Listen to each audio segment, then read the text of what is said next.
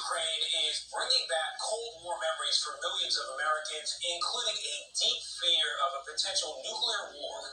In fact, a recent CBS News poll found that 70% of American adults worried that Russia's invasion could at some point involve a mushroom cloud like the one you've been seeing behind me.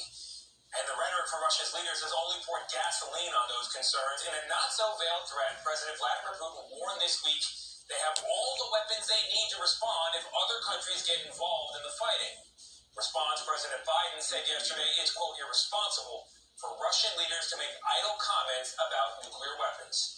So unfortunately now seems to be like a very good time to think about what a nuclear war might actually look like, whether our country would be prepared.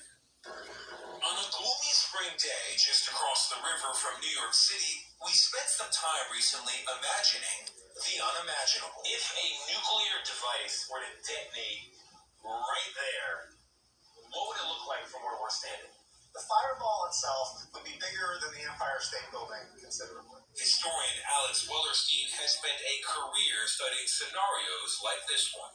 A few seconds later, you would feel a shockwave hit you. You would feel a heat on your face. It would be an awe-inspiring sight. It would be terrifying, but like nothing else you would ever see in this world.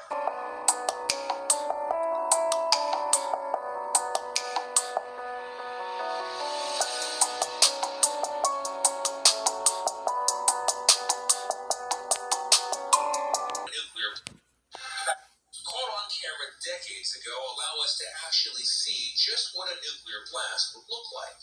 The result of an uncontrolled chain reaction, splitting and fusing atoms, and releasing an energy locked inside billions of years ago by exploding stars. But to demonstrate what a nuclear blast would actually do to a city, Wellerstein, a professor at the Stevens Institute of Technology, developed a grim tool, a website called NukeMap, on which people can simulate a detonation anywhere in the world. Let's put it around Times Square. And as in real life, it begins with just the push of a button. Okay, all right, let's hit the button. Let's hit the button. Oh, man, look at the fatalities. There's a sort of zone that's about here, which is pretty hopeless no matter what. That's with a bomb like the one that struck Hiroshima, a so-called tactical weapon, small by today's standards. When we simulated larger, more modern bombs, we went from 15 kilotons now to 800 kilotons. We saw how a single blast could cause heavy damage throughout an entire metropolitan region, killing hundreds of thousands of people, with winds carrying radioactive particles even further. These are areas where if you're not taking shelter several hours after the bomb, you could get enough radiation to die, you could get enough radiation to get significantly sick. The atomic bomb explodes.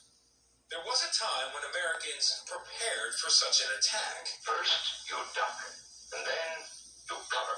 In the 1950s and 60s, school children did drills to help survive a blast, and a public campaign educated Americans on surviving the fallout.